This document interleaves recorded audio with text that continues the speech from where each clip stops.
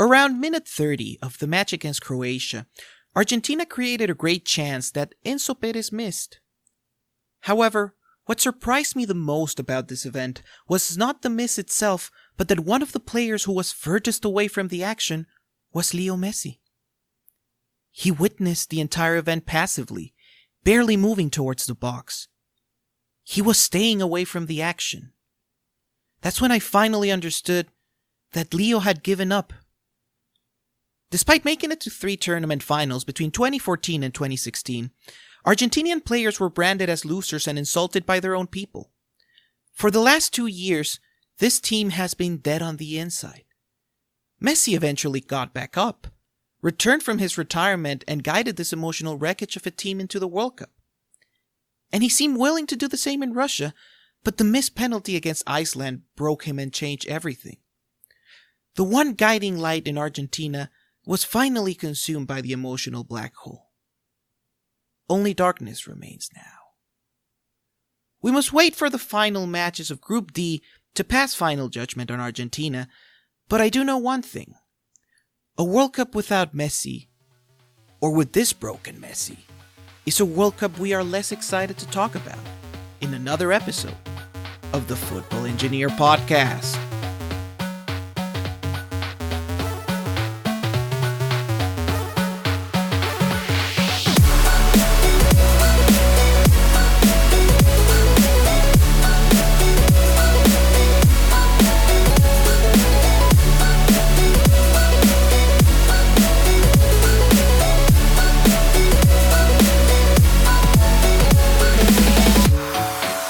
Hello everyone, welcome to the Football Engineer Podcast. I'm your host Jose, and today we're going to talk about Matchday 8, the matches that happen on June 21st.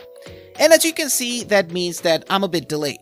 I was supposed to release this yesterday, but I've been busy and I haven't been able to record until today. And to be honest, I haven't even watched the matches for today, for Matchday 9.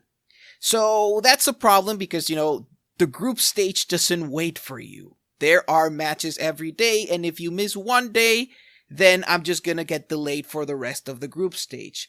So there is a very good chance that I will release this series of review today, but I won't release any reviews for Matchday number 9. Because otherwise, if I did that, then Matchday 10 is gonna get delayed, and then Matchday 11, and so on. So there's a good chance that I'm not gonna make a review of today's matches, and I'm just going to move entirely to tomorrow's matches. Another change that I am considering is just doing away with match previews. I don't think I add that many interesting things to them, because I should go into more detail if I really wanted to make them more interesting. So that's about it when it comes to announcements. As always, thank you very much for listening to the previous podcast. And now, we're going to move to analyze the first match of Matchday 8, Australia versus Denmark.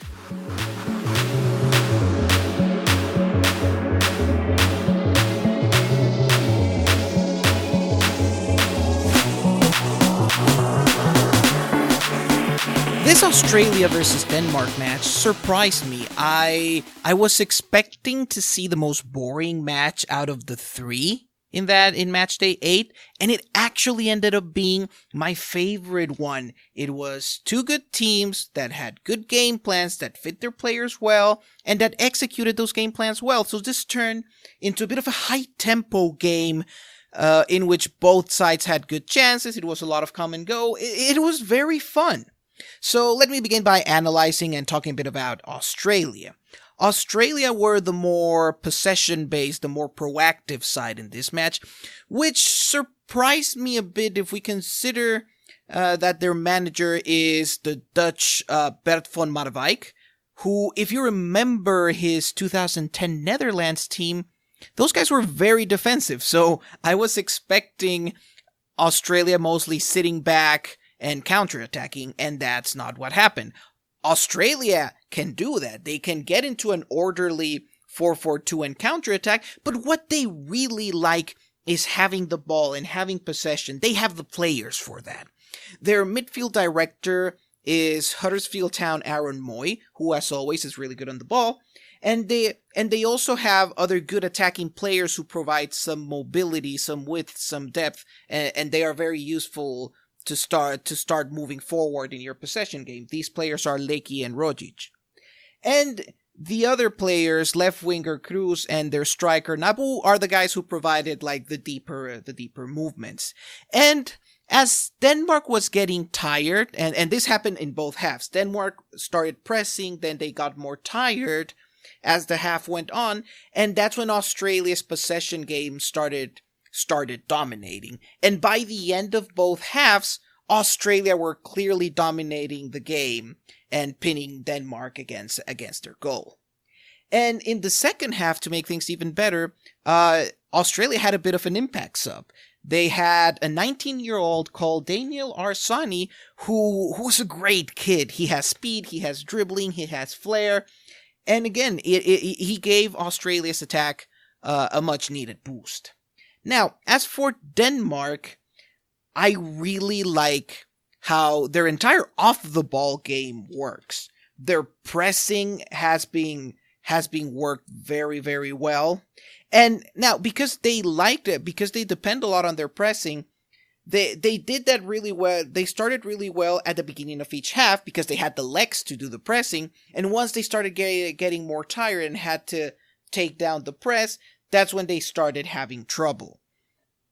That being said, the moments in which Denmark got to play well, they played really well because they have this vertical sort of counter-attacking style, which is directed by their four men up front, by Jurari Poulsen, by Sisto, by Eriksen, and the guy who, at least for this match, I consider my favorite player of the match, their center forward Jorgensen. And I want to talk about him a bit because I really liked what I saw. He's your typical big man, looks like a typical big man striker, but he's actually more technical than he seems, and he has a good understanding of the game. He is good for direct play, but he's also good to move around the attacking front and just pivot. So he's a player that the other attackers, that Poulsen, that Sisto, that Eriksen, could pivot off from. And in the modern game, that's exactly what you expect from your center forward. So, and he was vital. Once he was substituted, I think around the 70th minute, Denmark's attack pretty much stopped. So I would almost dare to say that, at least in this particular game, he was even more important than Eriksen to create chances for Denmark. And it was really interesting to see that, because I really didn't expect that there would be any other Danish player who would come close to having Eriksen's importance in the attacking system. And going back into Denmark's vertical play, I think it takes me into a very interesting discussion on how, when you're playing football, the most important thing is for your attack to dominate the center lanes. One of the great things that Denmark did, and that, for example, Iran did against Spain, is that they always try to make direct attacks through the center lanes, where those attacks do the most damage.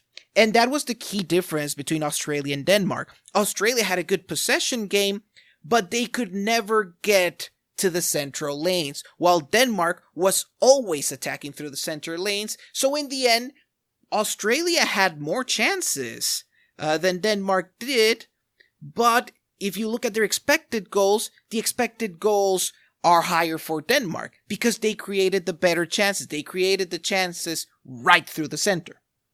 And now that we've done that, we're going on to the next match, France versus Peru.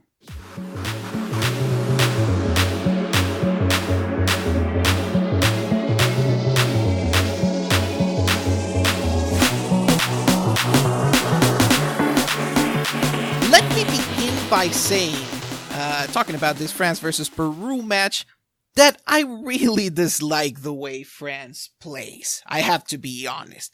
I think their collective structure is pretty bad. They don't have good organization on the ball. They don't have a good possession game. Every attacker, midfielder there, other than Griezmann and sometimes Kanté, is basically just looking to do the individualistic action. They want to dribble past people, go forward, but nobody again, other than Griezmann or Kante, is really interested in like getting together and like passing between each other to break down in defense. They're not really interested in collective play.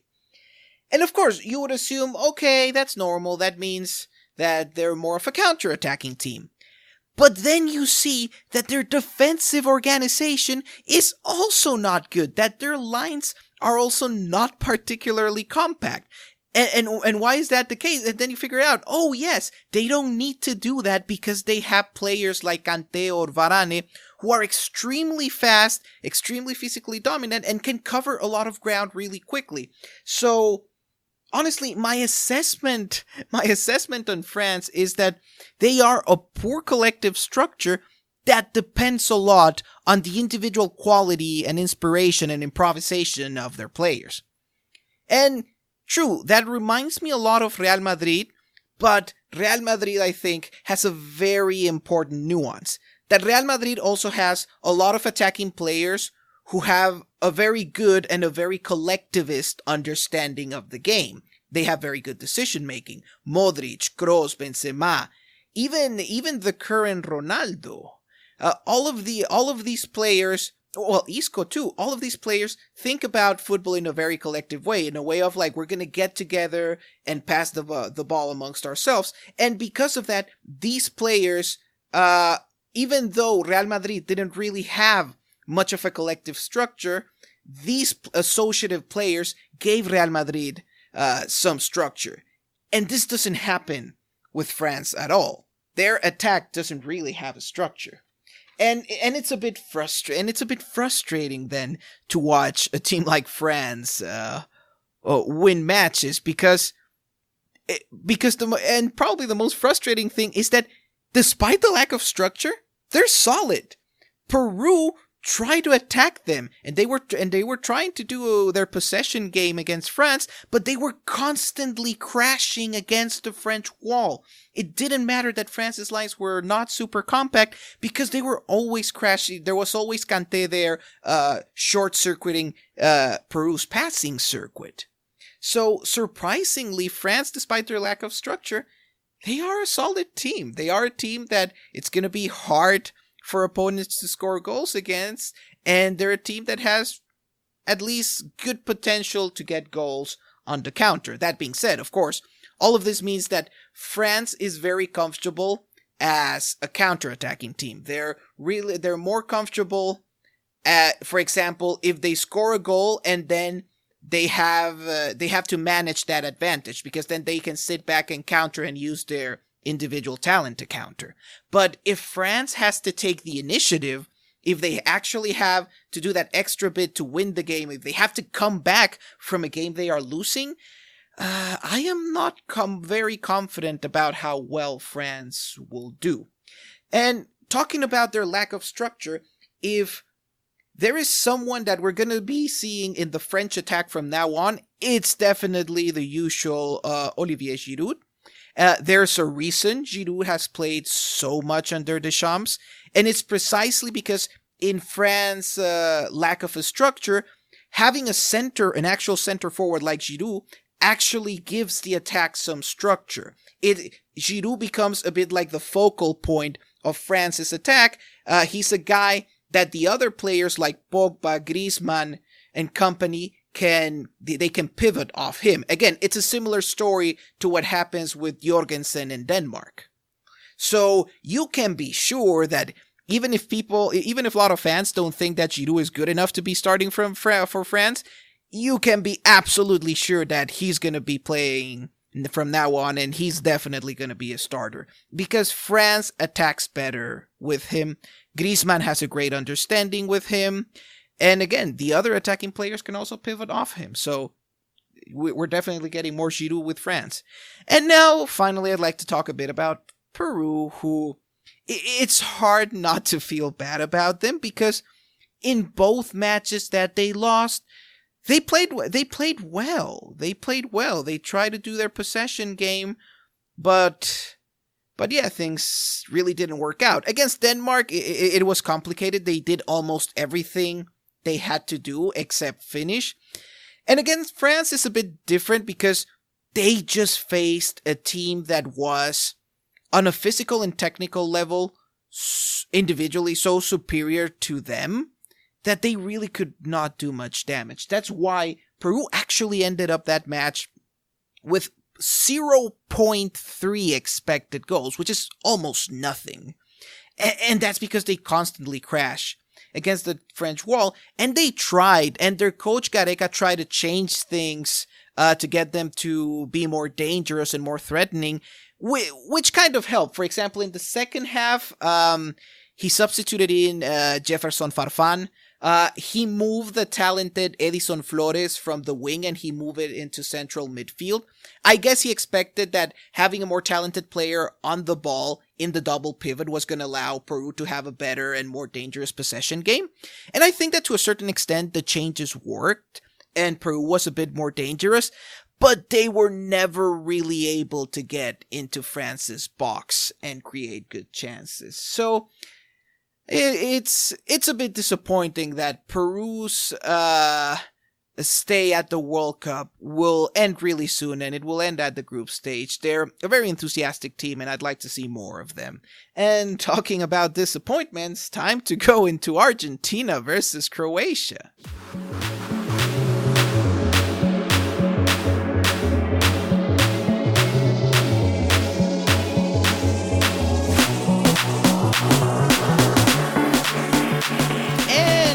Time to finally go into the big bomb of matchday number 8, Argentina's defeat by Croatia.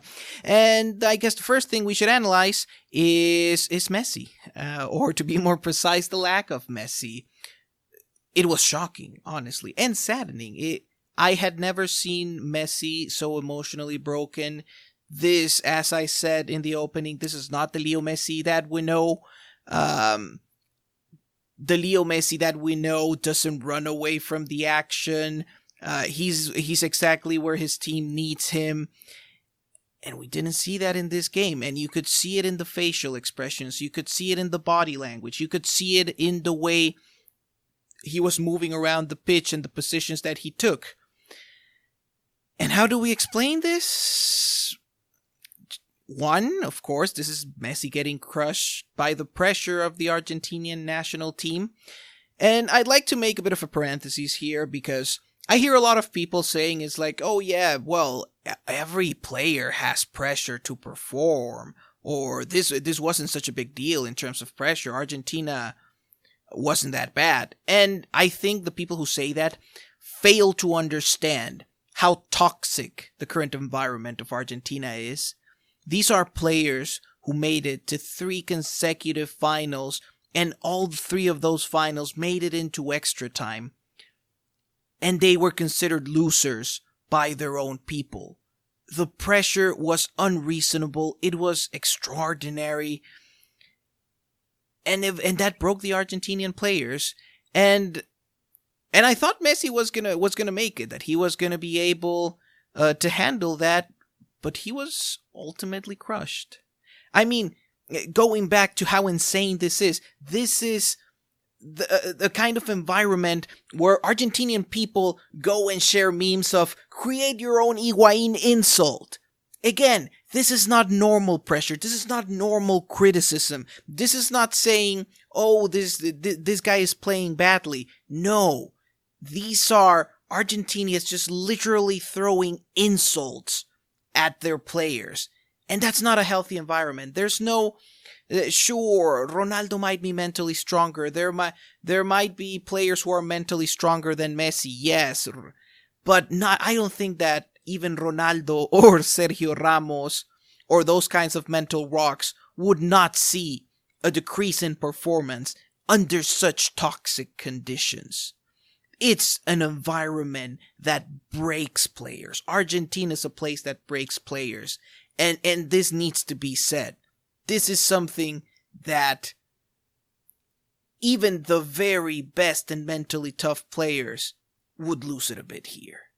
We need to understand that. Argentina is a complicated environment right now. And now, going on from the mental reasons and going more into the tactical reasons Messi could have behaved the way he did, I think there were also instructions by Sampaoli. It almost strikes me as if Sampaoli watched the Iceland game and told Messi, well, you shouldn't start from such deep positions because we need you in goal-scoring positions. So next time, try to trust in your teammates, trust in the system, trust that they'll get the ball to you, stay forward, don't participate in the attacking build-up. And Messi heard those instructions and overdid them. In the end, that instruction, if that was the case, ended up backfiring. And now going into the tactics of the rest of the Argentina team, Argentina decided to switch over to a 3-4-3 lineup. And the first thing I like to say about that is that I fail to understand Sampaoli's team selection. You see, Sampaoli is a coach who likes possession and pressing. Okay. Then if that's the case, then why is your central midfield pair Mascherano and Enzo Perez? Why? Why do you play with a vertical winger like Maxi Meza instead of someone who prefers passing like Lo Celso? If your intention was to have a possession and pressing game. I don't understand why the team selection was the way it was. And if that was not the case, if Sampaoli wanted to, and this is also bad, to completely discard what he'd been doing with the Argentinian national team and shift from a possession game plan to a transition game plan, then again, that is also bad because you're changing what Argentina had been doing already for a year. So there is no way that Sampaoli's decision to choose the players that he did or the game plan that he did make sense or even can be justified. Like I really can't see the line of thought here. That being said, Croatia pressed Argentina because Croatia actually has a really good pressing system. And they prevented them from doing any kind of possession play. Argentina's center backs and central midfielders were forced to make long passes towards the wing backs, towards the wingers. And I think that in that context of a very direct game, almost like similar to the Premier League, I think Argentina's wing backs, Salvio and Acuña, and Maxi Meza, the winger, actually did a pretty good job, like running up and down the field and creating chances. Now, going into Croatia. Croatia also did some changes. They've been dealing with the problem is, how do we make the most out of Modric and Rakitic? And their solution for this game was to use a 4-3-3, in which the midfield trio had Brozovic as the holding midfielder, which surprised me a bit, and then they had Modric and Rakitic as the central midfielders on the side. And during the first half, this didn't work too well because Argentina was pressing high and they were disconnecting the two center backs and Brozovic in holding midfielder. They were being disconnected from Rakitic and Modric. It was very hard for Croatia to get the ball to Rakitic and Modric during the first half, especially to Modric, who was the more advanced midfielder of the midfield trio. Now, in the second half, things started changing. Argentina started getting tired legs, and then you had the entire Willy Caballero blunder at goal. And that demoralized Argentina. That made them dial down on the press and the aggression of the pressing and the intelligence of the pressing. And in that context, Rakitic and especially Modric destroy you. That's when Modric started dribbling and driving past Argentina's pressing lines.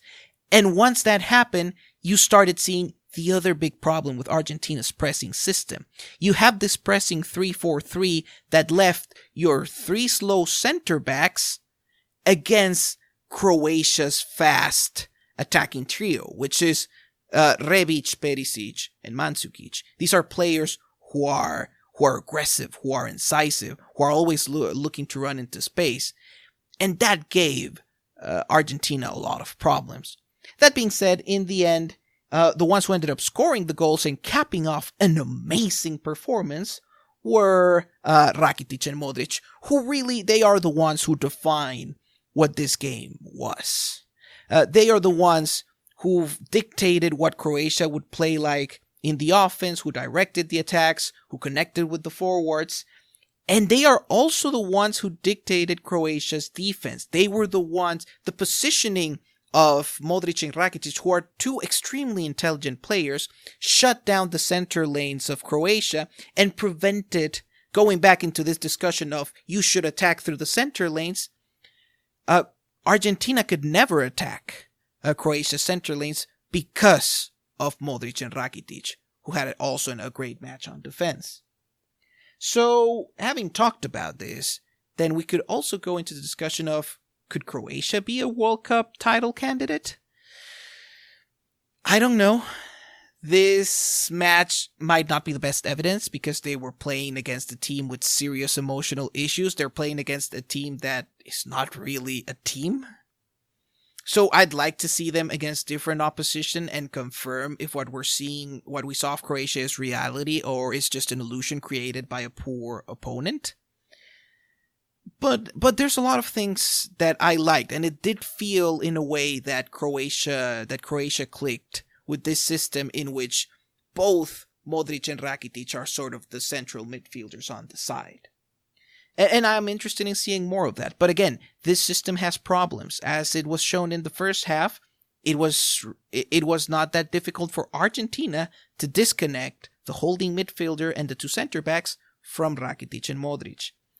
And then I also have the problem that I have a bit of issues trusting Croatia's attacking trio. You see, Mandzukic, Rebic, and Perisic are dangerous players. They're aggressive. They're incisive. But I have doubts over their ability to score that decisive goal. Well, maybe not Mandzukic. He actually has a good record in the last few years. Real Madrid can tell you about that. But I do worry a bit about Croatia's goal-scoring ability, because if they end up in situations where, just like in this game, Modric and Rakitic are the ones who have to score the decisive goals, they might have some trouble in the knockout stages. So I am curious to see more of Croatia and to see what happens with them. It'll be interesting to see if they can reproduce a performance like this in subsequent matches. It will be interesting to see what the manager does now to improve problems like the issue Croatia has when being pressed. So it'll be interesting to follow them. And on that note, I'd like to finish the podcast, as always, thanking you all for listening. We are going to be doing, apart from the usual audio journal, I'm going to release over this weekend another podcast that is more conversational. It was a conversation with two of my friends in which we just talked about some stuff of like the first round of group stage matches and the stuff we liked, the stuff we didn't like. So this is going to be posted during the weekend, and I hope you look forward to that. And I'd like to once again tell you to follow me on Twitter if you want those mini match reviews. Follow the YouTube channel, The Football Engineer, and as always, keep an eye on Quora to see if I write anything. Although I have to be honest, like these days I'm so busy with World Cup coverage, with the podcast and so on, that there's relatively little time to write. But we'll see. Sometimes I do get the itch to write. So thank you very much to listening to another episode of the Football Engineer podcast, and I'll talk to you tomorrow.